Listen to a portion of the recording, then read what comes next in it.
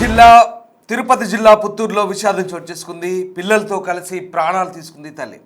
తల్లిదండ్రులను కాదని ప్రేమ వివాహం చేసుకునే ప్రతి ఒక్కరికి తన జీవితం ఒక గుణపాఠం అంటూ, ఓ భర్తకు ఎలాంటి లక్షణాలు ఉండకూడదో తన భర్తలో అవన్నీ ఉన్నాయంటూ ఒక లేఖ రాసింది.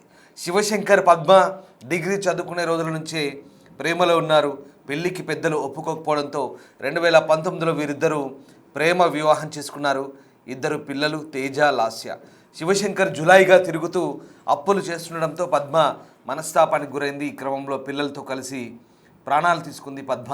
ఈ ఘటనపై దర్యాప్తు చేస్తున్నారు పోలీసులు. సరిగ్గా చర్లపల్లిలో జరిగిన తల్లి పిల్లల బలవన్మరణానికి సంబంధించిన ఘటనతో పోలి ఉన్న ఘటనగా ఇది చూడొచ్చు. తల్లి పిల్లలతో బలవన్మరణానికి పాల్పడ్డ ఘటన పుత్తూరులో చోటు చేసుకుంది. మీరు చూడొచ్చు ఆ దృశ్యాలు. ఇద్దరు పిల్లలతో కలిసి తల్లి ఈ ఘటనకు పాల్పడింది. ఇక తన భర్త లాంటి భర్త ఎవరికి రాకూడదని, ఎవరు అలాంటి తప్పు చేయొద్దంటూ తనకు లేఖ రాసింది. దీంతో ఆ భర్త ఎంతలా తనని వేధించాడో, ఎంతలా మనస్తాపానికి గురైందో ఆ లేఖను బట్టి అర్థం చేసుకోవచ్చు.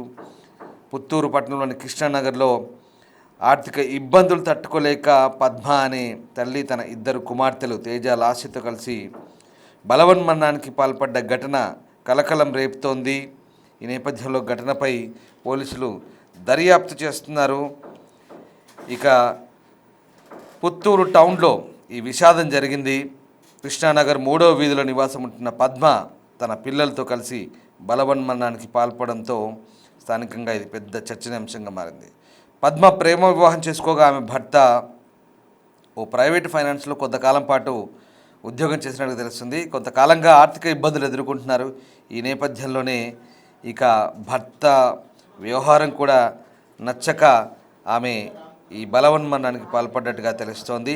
తల్లిదండ్రులను కాదని పెళ్లి చేసుకున్న ప్రతి ఒక్కరికి తన జీవితం ఓ గుణపాఠం కావాలంటూ, ఒక అమ్మాయి ఎలాంటి లక్షణాలు తన భర్తకు ఉండకూడదని అనుకుంటుందో అవన్నీ తన భర్తలో ఉన్నాయని, ఇది తాను కలలోనూ అనుకోలేదంటూ ఆమె రాసుకొచ్చింది ఆ లేఖలో. శివశంకర్ తాను ప్రేమ వివాహం చేసుకున్న తర్వాత ఎంత కష్టపడ్డానో తనకు తెలుసంటూ, తన కడుపున పుట్టిన పిల్లలు ఆ కష్టాన్ని అనుభవిస్తున్నారని, ఊరంతా అప్పులు చేసి తీర్చలేను అంటే తానేం చేయాలంటూ, ఇంకా తాను చనిపోయాక ఎలాగో ఇంకో పెళ్లి చేసుకుంటా కాబట్టి ఈసారైనా లైఫ్లో సెటిల్ అయ్యాక చేసుకో అంటూ లేఖ రాసి ఈ ఘటనకు పాల్పడింది. తన ఇద్దరు పిల్లలకు ఊరేసి తాను ఉరివేసుకొని బలవన్మరణానికి పాల్పడింది ఆ మహిళ. పుత్తూరులో జరిగిన ఈ విషాద ఘటనపై పోలీసులు, స్థానికులు సమాచారం ఇచ్చారు. పుత్తూరు మండలం నేషనూరుకు చెందిన కన్నప్పరెడ్డి కుమార్తె పద్మ, తొరూరు పంచాయతీ చెందిన శివశంకర్ పుత్తూరులో డిగ్రీ చదువుకునే రోజుల్లో మంచి స్నేహితులు. వీరి ప్రేమ పెళ్లికి సిద్ధపడగా కులాలు వేరు కావడం, శివశంకరు పనిలేక జులాయిగా తిరుగుతున్నాడని పద్మ తల్లిదండ్రులు అంగీకరించలేదు. అయినా ఆమె అతన్ని 2019లో వివాహం చేసుకుంది. తేజ, లాస్య కుమార్తెలు సంతానం. పిల్లలు స్థానిక ప్రైవేటు పాఠశాలలో చదువుతున్నారు. ప్రస్తుతం వీరు పుత్తూరులో నివాసం ఉంటున్నారు. శివశంకర్ జులాయిగా తిరుగుతూ ఇంటి ఖర్చులకు డబ్బులు ఇవ్వలేదని పద్మ రాసిన లేఖ ద్వారా స్పష్టమవుతోంది. స్వయం సహాయక సంఘాల్లో సభ్యురాలుగా ఉండి రుణం తీసుకున్నారు. పిల్లల స్కూల్ ఫీజులు, ఇంటి అద్దె, ఇతర ఖర్చులకు ప్రతి నెల ఇబ్బంది పడుతోంది. భర్త ఇంటి విషయాలు పట్టించుకోకపోవడంతో మనస్తాపానికి గురైంది. దీనిపై 2 రోజుల క్రితం పెద్ద మనుషులు మందలించారు శివశంకర్ను. కుటుంబాన్ని బాగా చూసుకుంటానని, తనకు శ్రీ సిటీలో ఉద్యోగం వచ్చిందని చెప్పాడు. శనివారం బయటకు వెళ్లిన భర్తకు ఫోన్ చేసిన పద్మ డ్వాక్రా సంఘంలో అప్పు కట్టావంటే ప్రశ్నించింది. భర్త చెల్లించలేదని చెప్పడంతో మనస్తాపానికి గురైంది. దీంతో ఒక లేఖ రాసి బెడ్రూమ్లో ఇద్దరు పిల్లలకు ఊరేసి చంపి తాను హాల్లో ఊరేసుకొని బలవన్మరణాన్ని పాల్పడింది. సాయంత్రం ఇంటికి వచ్చిన శివశంకర్ తలుపులు వేసి ఉండడం ఎంతకి తీయకపోవడంతో తన మామకు ఫోన్ చేశాడు. అతను వచ్చి తలుపులు పగలగొట్టి చూస్తే ముగ్గురు విగత జీవులుగా మారిపోయారు. ఇక ఈ ఘటనపై స్థానిక పోలీసులు దర్యాప్తు చేస్తున్నారు. భర్తను అదుపులోకి తీసుకున్నారు. ఇక ఈ ఘటనకు సంబంధించి ఆమె భర్త, ఆమె సోదరి స్పందించారు. ఒక్కసారి చూద్దాం. నా పేరు ఈ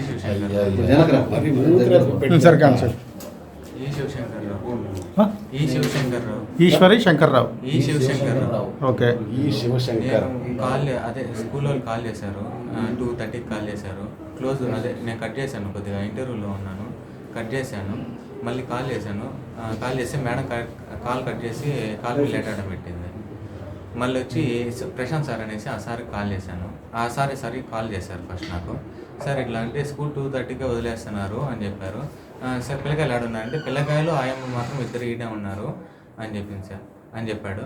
అంతే, సరే సార్ నేను ఎవరినో ఒకరు పంపిస్తాను సార్ అని చెప్పేసి చెప్పాను. అంతే, వేరే ఇంకా అందరికి కాల్ చేశాను, ఎవరు రాలేదు. ఈ పక్క గీతా కృష్ణ అనేసి ఒక అబ్బాయి ఉన్నాడు. ఆ అబ్బాయికి కాల్ చేసిన, సర్లే తొడుకొని పో గీత అంటే, నేను తొడుకొని పోతాలేనా అన్నాడు. అంతే తొడుకొని వస్తే మా వైఫ్ చూసింది, ఇంకా తొడుకొని వచ్చింది సార్ వాళ్ళని. అంతే, నేను మళ్ళీ నాకు వచ్చి కింద ఇంటి నుంచి కాల్ చేసింది. ఎక్కడున్నావు అనింది. ఇప్పుడే బయలుదేరినాను, 6కి అంతా వచ్చేస్తాను అని చెప్పాను. సర్లే గ్రూప్కి ఏమైనా పే చేసామనింది. లేదు, వచ్చి పే చేశాను, మేడంతో మాట్లాడినాను, 6కి 6:03కి అంతా పే చేస్తానని చెప్పాను సార్. అంతే, మళ్ళీ నేను వచ్చాను తలుపులే. సర్లే చెప్పులు 7 ఉన్నాయి కదా, మిద్దె పైన ఏమైనా వాకింగ్ చేస్తున్నారేమో అనేసి అక్కడికి వెళ్ళాను. అక్కడి నుంచి మళ్ళీ రిటర్న్ వచ్చాను, చూస్తే లేదు, తలుపు తడుతున్నా తీయలేదు, టీవీ పోతుంది, లైట్లు మొత్తం ఆఫ్ ఉన్నాయి, బయట ఆఫ్ ఉంది, లోపల ఆఫ్ ఉంది, ఇవన్నీ ఆఫ్ ఉంది. సర్లే ఏం చేయాలో తెలియక నేను కిటికీ మాత్రం డోర్ ఓపెన్లో ఉన్నింది ఒక రవ్వ, అది లాగి చూస్తే నాకు పిలుస్తున్నా ఇవి వేసాను సార్. ముగ్గురు వాళ్ళు ఎత్తి ఆడ నుంచి కిటికీలో నుంచి చేశాను. అది ఇంకా ఎవరు పలకలేక అంటే నేను ఆడ నుంచి టార్చ్ చేసి ఇటు చూశాను. టార్చ్ చేసి చూసే లోపల ఒక పాప ఏడు ఉన్నింది. నాకు ఈ కాళ్ళు చేతులు ఆడలేక నేను వచ్చే లోపల మళ్ళీ పక్కింటి ఆంటీని పిలిచాను. వాళ్ళు పిలిచే లోపల ఆంటీ నేను తలుపు తీస్తున్నాము, అది రాలేదు సార్. మళ్ళీ వేరే ఒక అబ్బాయి వచ్చి తలుపు బ్రేక్ చేసుకొని వచ్చే లోపల చూస్తే అయిపోయింది సార్. అప్పుడు టకటకా నిప్పేసినాము, గుండెల మీద కొట్టాము. లేదు సార్, ఏం కారణం బాబు, ఎందువల్ల అట్లా చేసుకున్నారు? లెటర్ ఏదో రాసిన అని చెప్తున్నారు, ఏమది? అది ఏం లేదు సార్, ఫైనాన్షియల్గా అప్పులు ఉన్నాయి, అది గ్రూప్స్ సంబంధించింది. అది నాకు జాబ్ ఇన్ని రోజులు లేదు, నేను ఇప్పుడు ఏదో జాబ్ వచ్చిందనేసి డైలీ అపాయింట్మెంట్ చేస్తున్నాను, శ్రీ సిటీ నుంచి పుత్తూరు. ఈ 2nd జాయిన్ అయినాను. ఇంకా సర్లే అని చెప్పాను. ఆ అమ్మాయి కూడా బాగా మాట్లాడింది సార్. వచ్చే లోపల అది ఏమో పిల్లలు టక్కని సూసైడ్ చేసుకునేసింది.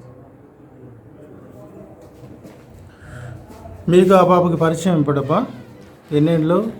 కాలేజ్లో సార్. ఎక్కడ, ఏ కాలేజీ? Himaja degree college. ఇక్కడ హిమజా కాలేజా? ఏం చదివినారు మీరు? బీకామ్. ఆ పాప బీఎస్సీ. లవ్ మ్యారేజ్ మీది? ఎప్పుడు ఎన్నేళ్ళు అయింది పెళ్ళి అయ్యి? 2018. 2018. మీరే చేసుకున్నారు, పెద్దవాళ్ళు చేశారు మ్యారేజ్? లేదు, తొడుకుని వెళ్ళి చేసుకున్నాను.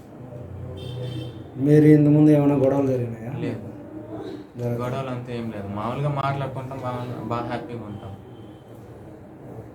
ఎంగేజ్మెంట్ అయిన వెంటనే నేను రాకపోతే సూసైడ్ చేసుకుంటాను బలవంతం చేసి తీసుకెళ్ళాడు వీడు. ఆల్రెడీ పెళ్ళికి 3 నెలల ముందు నా దగ్గరికి వచ్చినప్పుడు ఓ నేర్చింది, వాడు వెనకాల పడుతున్నాడు, మరి నేను చాలా టార్చర్ చేస్తానని చెప్పి వాడిని 2 దెబ్బలు కొట్టినాను. ఇంకోసారి అమ్మాయి వెనకాల పన్నని చెప్పినాడు. ఎంగేజ్మెంట్ అయిపోయింది, అంతా అయిపోయింది, అంతా సాఫీ జరుగుతూ ఉంది. సడన్గా ఒక రోజు ఇట్లా 20 రోజులు ఉంది పెళ్ళికి, బిడ్డకి తీసుకెళ్ళినాడు. వాడు తీసుకెళ్ళి ఒక రోజు పనికి పోయేవాడు, పనికి పోకుండా తిరుగుకుంటా ఉండే. ఆ లెటర్ చదివితే మీకు అర్థమవుతుంది క్లియర్గా, లెటర్లో ఉంది. నా పేరు ఈ శివశంకర్. పుత్తూరులో జరిగిన ఈ ఘటన కలకలం రేపుతోంది. 2 పిల్లల్ని చంపి తాను బలవన్మరణానికి పాల్పడింది ఆ తల్లి. ఇక భర్త అప్పులు చేస్తుండడం, అప్పులు తీర్చకపోవడం, బతుకు భారంగా మారడం, పూర్తిగా బరువుగా తయారవడంతో ఆమె ఈ నిర్ణయం తీసుకుంది. ఈ నిర్ణయంతో ఒక్కసారిగా కుటుంబం అంతా కూడా పూర్తిగా కకావికలమైన పరిస్థితి. ఈ ఘటనపై ప్రస్తుతం పోలీసులు దర్యాప్తు చేస్తున్నారు. మా ప్రతినిధి దామోదర్ జైన్ అవుతున్నారు. దామోదర్, 2 పిల్లలతో కలిసి తల్లి కూడా బలవన్మరణానికి పాల్పడ్డ ఘటన కలకలం రేపుతోంది. ఆ పిల్లల్ని చంపి తాను అంతటి కఠిన నిర్ణయం తీసుకుంది. అసలు ఏం జరిగింది? ఈ ఘటనకు సంబంధించి పోలీసులు ఏం చెప్తున్నారు? ప్రస్తుతం భర్తను కూడా అదుపులోకి తీసుకున్నట్టుగా తెలుస్తోంది. స్థానికంగా ఎలాంటి చర్చ జరుగుతుంది? శివకుమారు పద్మజ అనే అమ్మాయిని ప్రేమించి పెళ్లి చేసుకున్నాడు. ఆ తర్వాత జరిగిన పరిణామాల నేపథ్యంలోనే నిన్న కుటుంబ అదేదైతే తల్లి పద్మ, అదేవిధంగా పిల్లలను చంపివేసి తాను ఆత్మహత్యకు పాల్పడింది. ముఖ్యంగా 2014లో అమ్మాయికి అప్పటికే ఎంగేజ్మెంట్ అయింది. కానీ ప్రేమించిన శివశంకర్ కోసం తన కుటుంబ సభ్యులను వదిలేసింది. ముఖ్యంగా కుటుంబ సభ్యులు కూడా కులాంతర వివాహం కావడము, అతను జులాయిగా తిరుగుతూ ఆర్థికంగా లేడంటూ చెప్పడంతో అభ్యంతరం చెప్పారు. ఈ నేపథ్యంలో తండ్రి కుటుంబానికి ఆమె దూరమైంది, తండ్రి సోదరుడికి. అయితే జరిగిన పరిణామాల నేపథ్యంలో అతను ఓ ప్రైవేట్ ఫైనాన్స్ కంపెనీలో కొద్ది కాలం పాటు ఉద్యోగం చేశాడు. ఇద్దరు పుల్లిలో పుట్టినప్పటికీ ఏమాత్రము బాధ్యత లేకుండా వ్యవహరించాడు. దీంతో అమ్మాయి మహిళా సంఘాల్లో సభ్యురాలుగా చేరి అక్కడ అప్పులు తీసుకుని వచ్చి ఏదో కుటుంబాన్ని నడపడం చేస్తుంది. చిన్న చిన్న పనులు చేసుకుంటూ ఏదైతే కుటుంబ అవసరాల కోసం డబ్బు అడిగితే ఆ అమ్మాయి మీద దాడి చేయడం, గొడవ పడడం రివాజ్ గా మారిందని సమాచారము. ఈ నేపథ్యంలోనే అమ్మాయి చాలా ఇబ్బందులు ఎదుర్కొంది. ముఖ్యంగా ఆత్మాభిమానం మెండుగా గల పద్మ తన సోదరుని గాని తండ్రిని గాని అడగలేకపోయిన పరిస్థితి.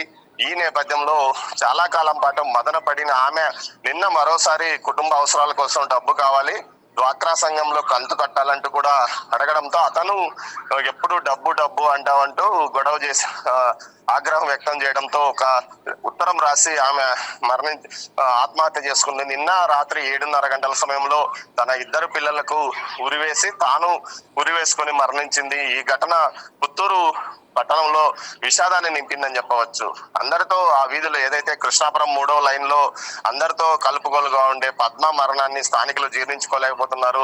అయితే ఇంటికి వచ్చిన శివకుమారు భార్య తలుపు తీయకపోవడంతో వాళ్ళ ఏదైతే తన మామకు అమ్మాయి తండ్రి కన్నపరెడ్డికి ఫోన్ చేశాడు. కన్నపరెడ్డి వచ్చి తలుపు బద్దలు కొట్టి చూడగా లోపల ఏదైతే ఫ్యాన్ కు ఉరివేసుకొని ఉన్న పరిస్థితి. మొత్తం మీద ఈ ఘటనతో పోలీసులు శివకుమార్ ను అదుపులోకి తీసుకొని విచారిస్తున్నారు. మరోవైపు తన కుమార్తె చావుకు కారణం ఏదైతే శివశంకర్ యొక్క చర్యలేనంటూ ఏదైతే కన్నపరెడ్డితో పాటు అతని కుమారుడు కూడా చెప్తున్నాడు. ముఖ్యంగా బాధ్యత లేకుండా వ్యవహరించడం, అప్పులు చేయడము, జులాయిగా తిరగడం, బెట్టింగ్స్ పాల్పడుతూ తన కుమార్తెను నిరంతరం వేధిస్తున్నాడని వారు ఆరోపించారు. 8 సంవత్సరాలుగా తమ కుమార్తె ఆత్మాభిమానంతో తమ వద్దకు రాలేక అనేక ఇబ్బందులు ఎదుర్కొంది. ఈ విషయంలో పలుమార్లు వేరే వారి ద్వారా చెప్పించినప్పటికీ తమ వద్దకు రావాలని పిలిచినప్పటికీ ఆమె రాలేదని వారు ఈ సందర్భంగా విలపిస్తూ చెప్పారు. మొత్తం మీద అయితే ఈ ఘటనతో అమ్మాయి రాసిన ఉత్తరం కూడా ఏదైతే పద్మ తన చావుకు ముందు ఉత్తరం తన తల్లిదండ్రులకు రాసింది. తల్లిదండ్రులను కాదని ప్రేమించుకొని వివాహం చేసుకునే వారికి తన జీవితం గుణపాఠం కావాలి.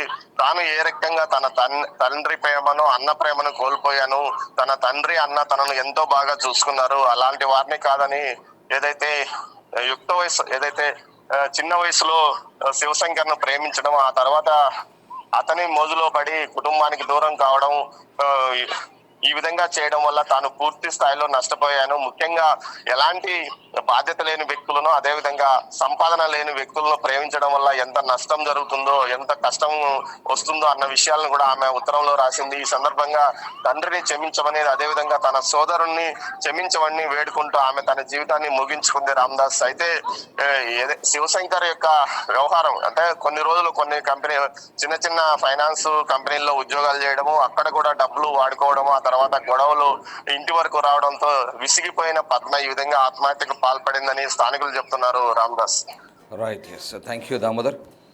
సో భర్త జులాయిగా తిరుగుతుండడం, అప్పులు చేస్తూ కుటుంబ పోషణ భారంగా మారడంతో ఆ మహిళ ఈ నిర్ణయం తీసుకుంది. చాలా కఠినమైన నిర్ణయం తీసుకుంది. ఇటీవల రీసెంట్గా హైదరాబాద్లో కూడా 2 పిల్లలతో కలిసి ఒక తల్లి బలవన్మన్నాను పాడుపడింది చెర్లపల్లిలో. అక్కడ నేపథ్యం వేరు. అక్కడ ఆర్థికంగా బాగానే ఉంది, కుటుంబ కలహాలు కూడా లేవు, అది ఇంకా మిస్టరీగా కొనసాగుతుంది. ఇక్కడ కూడా 2 పిల్లల్ని చంపి తాను బలవన్మన్నాను పాల్పడింది. అసలు ఏం జరుగుతుంది తల్లులకి?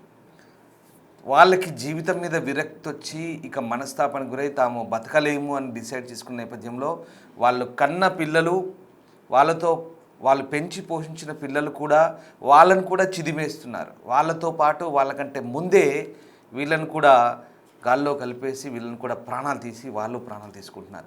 అసలు ఏం జరుగుతుంది? వీళ్ళకి ఇంత మానసికమైనటువంటి ఒత్తిడిలో ఎందుకు ఇలాంటి ఘటనలకు పాల్పడుతున్నారో చాలా బాధాకరంగా అనిపిస్తుంది.